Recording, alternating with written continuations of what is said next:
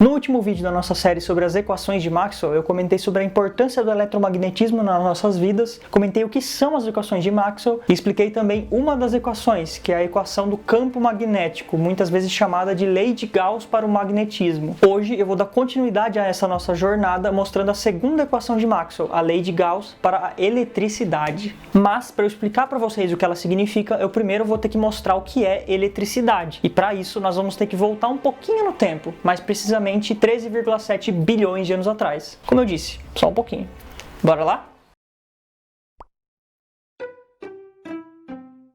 A sua primeira dúvida provavelmente é: mas por que eu preciso voltar 13,7 bilhões de anos atrás para explicar a eletricidade? A presença dela nas nossas vidas é algo tão rotineiro que a gente nem imagina o quão intrínseco e profundo ao próprio universo são os fenômenos elétricos. Imagina o seguinte: nós conseguimos rebobinar esse grande conglomerado de coisas que nós chamamos de universo até literalmente um instante que ele dá a primeira respirada, ou seja, um instante que começam a acontecer fenômenos realmente físicos. Se a gente der o play nessa fita, nós vamos ver o universo se desenvolvendo ao longo do tempo. Mas por quê? Por que as coisas acontecem? Por que as coisas interagem uma com a outra? Bom, o nome mais físico para essas coisas é matéria. E um fato que nós sabemos hoje em dia é que matéria tem propriedades bem definidas. Essas propriedades são massa, spin e carga elétrica. A massa e o spin eu vou deixar de lado nesse vídeo porque a intenção é mostrar a lei de Gauss para a eletricidade, mas num vídeo futuro, quem sabe? Porém, basicamente o que isso significa é que se em alguma região do universo tem matéria, você pode afirmar com certeza absoluta que nessa região tem massa,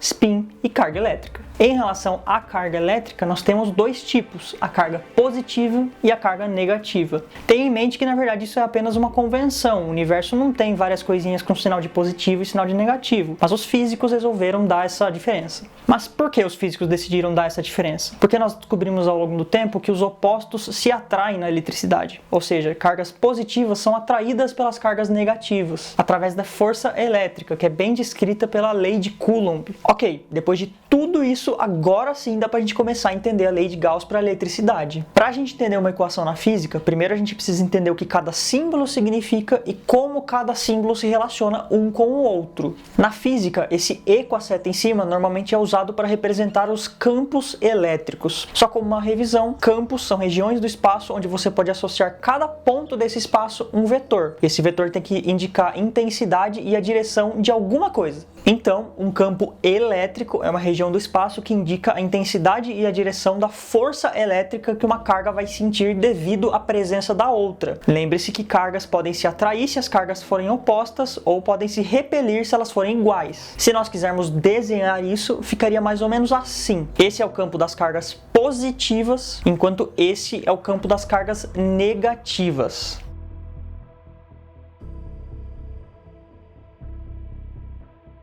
Em uma situação onde uma carga está atraindo a outra, ou seja, uma situação onde tem uma carga positiva e uma negativa no mesmo lugar, o desenho ficaria mais ou menos assim. Essa situação em que você tem apenas uma carga positiva e uma negativa se atraindo é tão especial que tem um nome próprio, que é dipolo elétrico.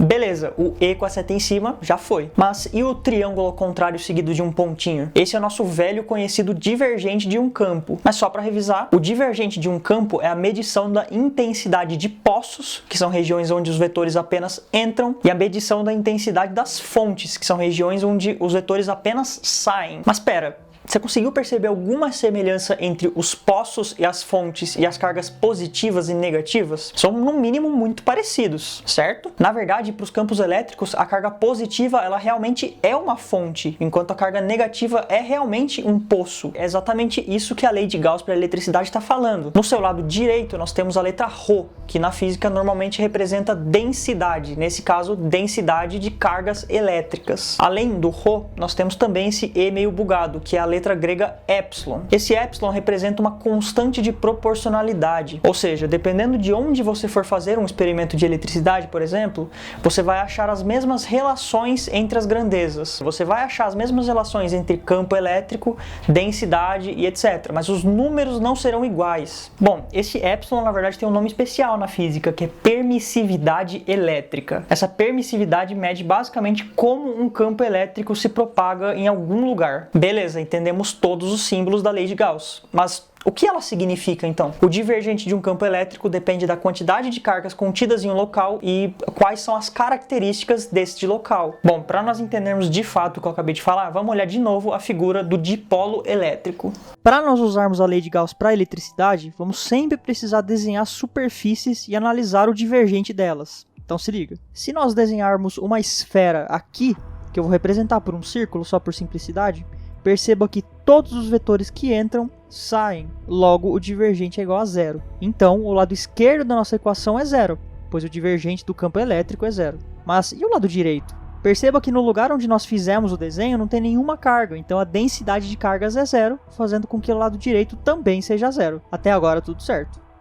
Desenhando essa mesma esfera agora aqui, perceba que temos apenas vetores saindo e nenhum entrando. Então essa região é uma fonte. E lembre-se que nas fontes o divergente é sempre positivo, fazendo com que o lado esquerdo da lei de Gauss seja também positivo. E olha que legal, a densidade de cargas nesse caso também é positiva, porque dentro da nossa esfera nós temos apenas uma carga, que por acaso é positiva.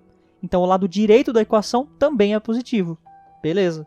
Agora, se a esfera for aqui, todos os vetores apenas entram, nenhum sai. Ou seja, essa região é um poço, e o divergente de um poço é sempre negativo. Então o lado esquerdo da nossa equação tá beleza. A densidade de cargas nesse caso é negativa, porque a única carga presente nesse espaço é também negativa. Então o lado direito também é negativo, tá tudo certo.